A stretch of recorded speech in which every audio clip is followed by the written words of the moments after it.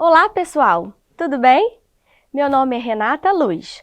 Eu sou professora de língua portuguesa da Secretaria de Educação do Estado do Rio de Janeiro. Nesta videoaula, te convido a conhecer comigo as características dos artigos de divulgação e compreender a importância desse gênero textual.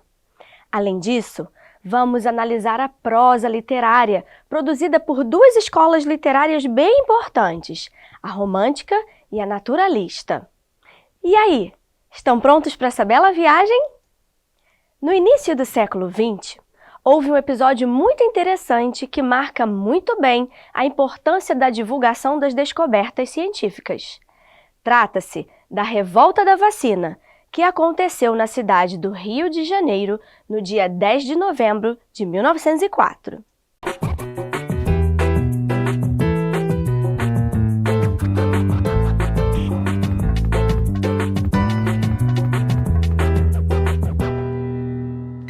R$ 300 por um rato, de preferência morto.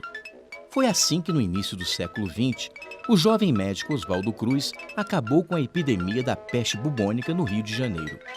A experiência foi um sucesso, ainda que alguns aproveitadores criassem ratos em seus quintais, só para ganhar alguns trocados. Por essas ruas, vou comprando rato.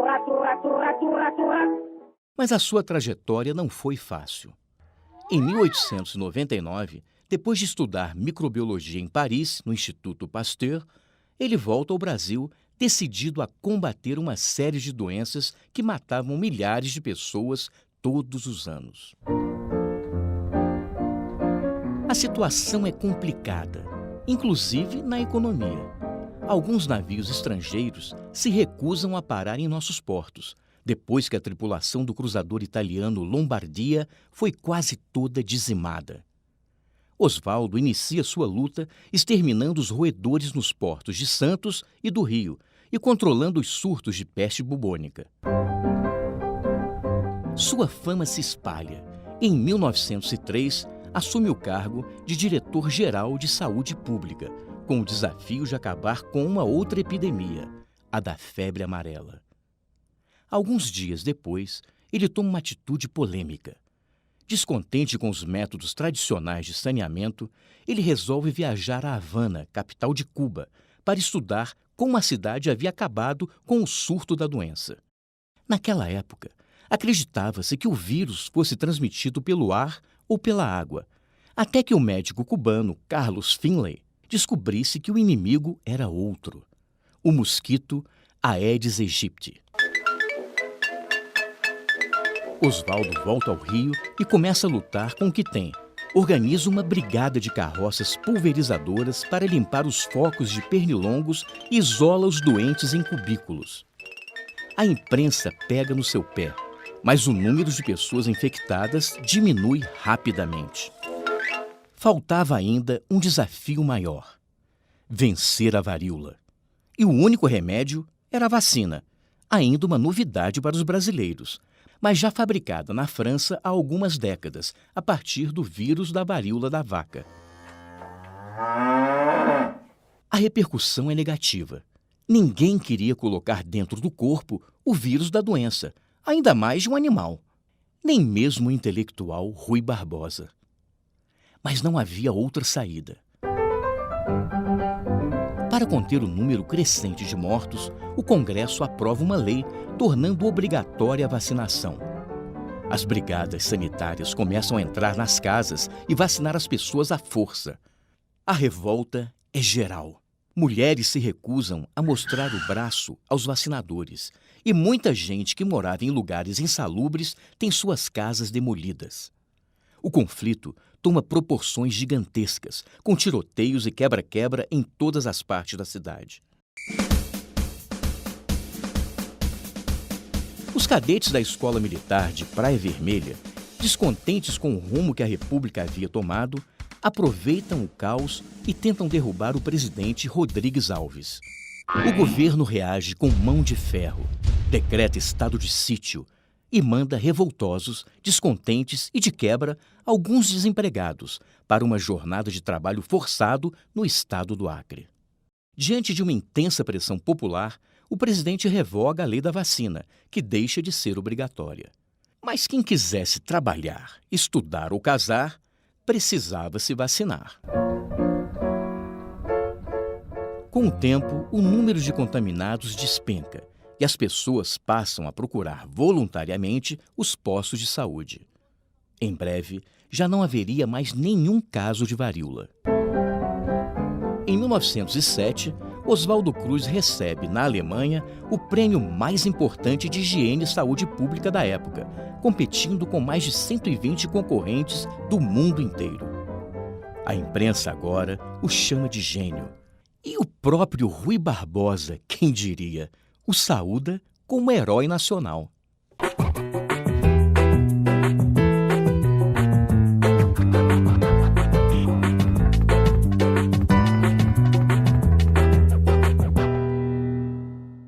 Percebemos, portanto, que é exatamente pela necessidade do esclarecimento à sociedade a respeito dos benefícios da ciência que a divulgação de seus resultados e pesquisas são indispensáveis. Sem isso, a ciência permaneceria sem o seu impacto social específico e tudo demoraria muito mais para acontecer. Os artigos de divulgação possuem um lugar muito importante em nossas vidas, você sabia? E por que eles têm essa importância? Te digo, são eles os responsáveis por conectar a ciência com as nossas vidas cotidianas. Vamos ver um exemplo? O texto que eu vou ler agora, para vocês, é um texto de um artigo científico. Acompanha comigo. Uma das principais características do sistema neuromuscular é a sua capacidade adaptativa crônica, uma vez que quando sujeito a um estímulo como a imobilização, o treino ou perante o efeito do envelhecimento, pode adaptar-se às exigências funcionais. Da mesma forma, consegue adaptar-se a alterações agudas, tais como as associadas ao exercício prolongado ou intenso. A incapacidade do músculo esquelético gerar elevados níveis de força muscular ou manter esses níveis no tempo designa-se por fadiga neuromuscular. Ufa! Vocês devem ter percebido que há diversas palavras que precisamos voltar para entender melhor ou ainda buscar em dicionários, pois se tratam de um contexto muito específico, ou até mesmo ler e reler. Pois bem, isso está ocorrendo porque esse trecho é de um artigo científico, voltado para um público especializado. Agora eu vou ler para vocês e vocês vão acompanhar comigo a leitura desse mesmo texto, mas com uma linguagem mais clara e simples. Observe. Estudos científicos voltados para a análise de nossa capacidade de resistência muscular acabaram descobrindo o fenômeno da fadiga. De início, nosso sistema muscular e nervoso responde plenamente a esforços de muitos tipos, sobrecarga, tensão ou envelhecimento. A fadiga muscular, porém, ou seja, o cansaço dos músculos, diminui a capacidade de realizar tal resposta. É preciso, portanto, deixar que os músculos descansem e não exagerar com os exercícios físicos. E aí? Bem mais fácil de compreender, não é mesmo? Isso porque estamos tratando aqui do mesmo texto científico, mas escrito para o público em geral. Portanto, estamos tratando de um artigo de divulgação. Vale ressaltar aqui uma característica importante sobre os artigos de divulgação, que é a citação. Você já deve ter se deparado na leitura de um jornal ou de uma revista com a expressão de acordo com ou segundo a. Isso é citação. Como esses textos possuem uma interface natural com as pesquisas científicas, eles precisam, invariavelmente, citar as fontes nas quais eles se baseiam. De qualquer modo, tão importante quanto citar as fontes de um artigo de divulgação é aprender a escolher bem as fontes de apoio. Não dá para sair copiando coisas de qualquer lugar, não. é necessário considerar até que ponto o estudo provém de uma instituição renomada e confiável. Há na internet diversos sites e blogs que não possuem nenhuma base muito sustentável. É por isso que é preciso selecionar bem o que se irá citar, uma vez que é daí que provém a credibilidade ou não de um determinado artigo de divulgação. Agora vamos prosear um pouquinho? Prosear significa manter uma conversa com alguém, bater papo, conversar. Vamos agora falar um pouco sobre narrativas literárias e vamos falar em prosa. Para falarmos sobre prosa, é preciso lembrar de verso. Lembram? Prosa é um texto oral ou escrito em linhas contínuas que se organizam em parágrafos. Verso é uma unidade de texto que corresponde a cada linha de um poema. Um grupo de versos em um poema é o que chamamos de estrofe. Na literatura, os textos em prosa são geralmente do gênero narrativo, quando se conta uma história que pode ser um romance, um conto, uma novela, uma crônica ou uma narrativa de ficção. Vamos tratar um pouco dessa última? Quando falamos de narrativas literárias ou prosa de ficção, estamos nos referindo àquelas histórias que parecem verdadeiras, mas que foram inventadas pelo autor. As histórias são criadas pelo autor a partir de suas experiências de vida, do modo como este vê a realidade que o cerca. Durante o século XIX, há duas maneiras como o escritor vê a realidade. Vamos a elas. Primeira, no romantismo, época em que há uma insatisfação com o momento em que vive. O artista tende a recriar situações através de suas impressões pessoais, idealizadas, imaginárias e marcadas por fortes emoções e aventuras. Segunda, no realismo-naturalismo, quando a ciência passa a explicar a vida e o mundo. As histórias passam a ser contadas de maneira objetiva e o foco está na análise da realidade social. Os romances e contos, muitas vezes, funcionam como um laboratório de experimentações sociais e científicas. Influenciados pelos acontecimentos da época, os românticos adotaram uma visão de mundo contrária ao racionalismo e ao materialismo do século XVIII. O romantismo preocupa-se com o estado de espírito do homem no mundo, dando foco às suas ansiedades, insatisfações e suas emoções e sentimentos. Os autores românticos valorizam, portanto, o imaginário, as forças criativas do homem e, em suas obras, reproduzem o descontentamento humano diante do mundo e da vida. Suas principais características são: há detalhes de costumes e de cor local, ou seja, o conjunto de aspectos particulares de cada região. Esses aspectos envolvem componentes geográficos, históricos e culturais. Existe uma comunhão entre a natureza e os sentimentos dos personagens. Por exemplo, se chove, personagem triste. Se dia ensolarado, personagem feliz. As narrativas envolvem um confronto entre o bem e o mal. Nas histórias românticas, os vilões são castigados, ora com a morte, ora com a prisão, ora com a solidão. Já os heróis da história são descritos como belos, com atitudes que mostram o bom caráter que possuem, como fidelidade, lealdade e bravuras. Por ter essa característica, as histórias apresentam um caráter burguês e moralizante.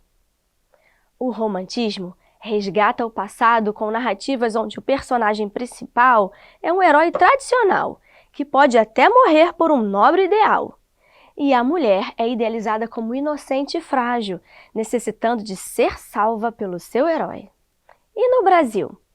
A prosa de ficção, produzida no Brasil, ocorreu durante o século XIX, que é quando acontecem os estilos de época romantismo, de 1822 a 1881, e o realismo-naturalismo, durante a segunda metade do século XIX. Os escritores românticos, descontentes com a realidade em que viviam, ora resgatam o passado glorioso dos tempos medievais, ora idealizam uma realidade. Para os escritores brasileiros românticos, nosso passado encontra-se no período do descobrimento do Brasil pelos portugueses, e dessa forma, o índio aparece como nosso cavaleiro medieval, nosso herói, pois o índio é o povo que representa nossas raízes verdadeiramente nacionais e, portanto, é exaltado nos romances. Algumas características e alguns títulos que exemplificam esses diferentes tipos de romance romântico no Brasil são: romances indianistas. O herói é um índio e o cenário são as florestas tropicais. A problemática quase sempre gira em torno da diferença étnica e cultural entre brancos e índios. Exemplos: o Guarani e Iracema, ambos de José de Alencar. Romances sociais ou urbanos. Os personagens são burgueses, caracterizados como bons, leais e com ideais nobres. O cenário é a corte do Rio de Janeiro, a metrópole naquela época, e retrata os costumes sociais. Exemplos: A Moreninha, de Joaquim Manuel de Macedo, e Senhora, de José de Alencar. Romances regionalistas. Os heróis são tipos humanos de diferentes regiões do Brasil, como o gaúcho e o sertanejo, com o cenário típico dessas regiões. Exemplos: Inocência, de Visconde de Taunay, e o Gaúcho, de José de Alencar. Romances históricos. As narrativas recuperam o nosso passado histórico e os autores reinterpretam esses fatos, mesclando episódios reais de nossa história a episódios idealizados, o que acaba por transformar o romance histórico numa ficção. Exemplos: A Guerra dos Mascates e As Minas de Prata, ambos de José de Alencar. Vamos agora viajar para a segunda metade do século XIX, para o momento que as narrativas passam a abordar temas sociais e a dar um tratamento mais objetivo à realidade do ser humano. Sim, o homem caiu na real e entrou em cena o realismo e o naturalismo. Mas por que aconteceu essa mudança de postura? Bem, a Revolução Francesa fracassara e a sociedade dividia-se em burguesia e operários. As desigualdades sociais passaram a ser marcantes e, por isso, era tempo de fazer uma denúncia social. Nasce, então, o movimento literário realismo, que transforma suas narrativas, romances e contos em um retrato da sociedade burguesa interesseira, falsa e hipócrita. Daí o tom de crítica social. Alguns dos aspectos sociais que deram início ao realismo são: a publicação do Manifesto Comunista de Marx e Engels, em 1848, que denunciava os abusos da burguesia e propunha a união da classe proletária. Auguste Comte apresenta uma filosofia que se opõe à imaginação e ao idealismo, o positivismo. Prega a análise dos fatos a partir da observação, baseada apenas no mundo físico, real e racional. É o ver para crer.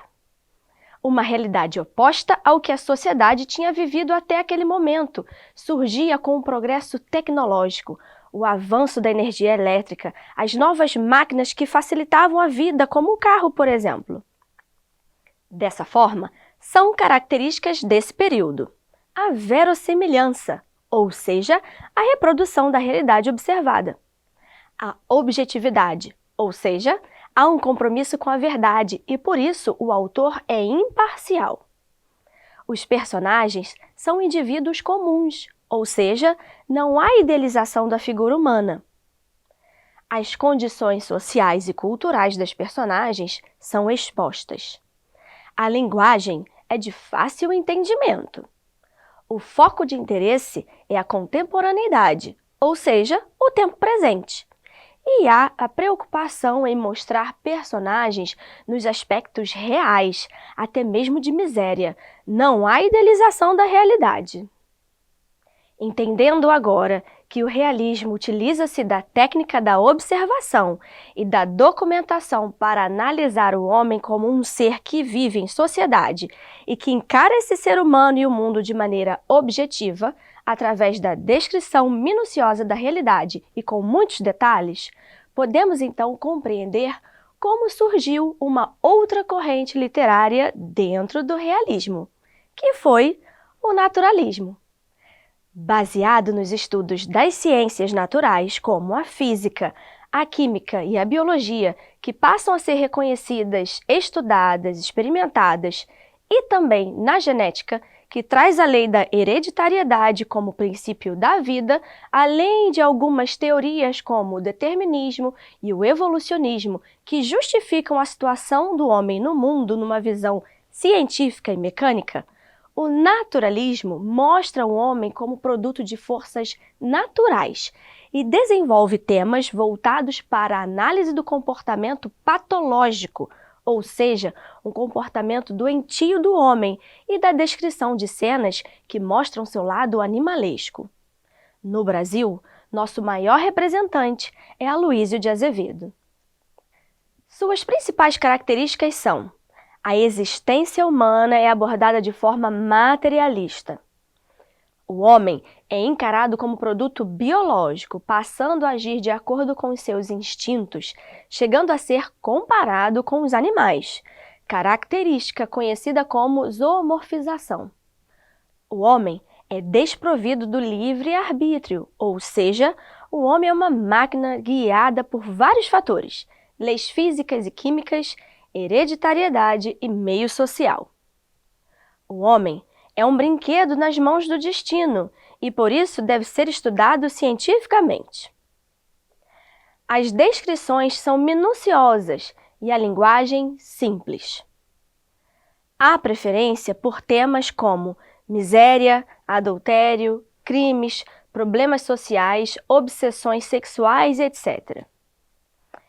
A exploração de temas patológicos traduz a vontade de analisar todas as podridões sociais e humanas, sem se preocupar com a reação do público, demonstrando uma vontade de reformar a sociedade, ou seja, denunciar estes problemas como uma forma de tentar reformar ou mudar a sociedade. E aí, pessoal? Fizemos uma viagem maravilhosa no tempo, não é verdade? Tratamos inicialmente da importância da ciência na vida de todos nós e o quanto essa importância está baseada na relação entre ciência e a comunicação dos resultados das pesquisas científicas.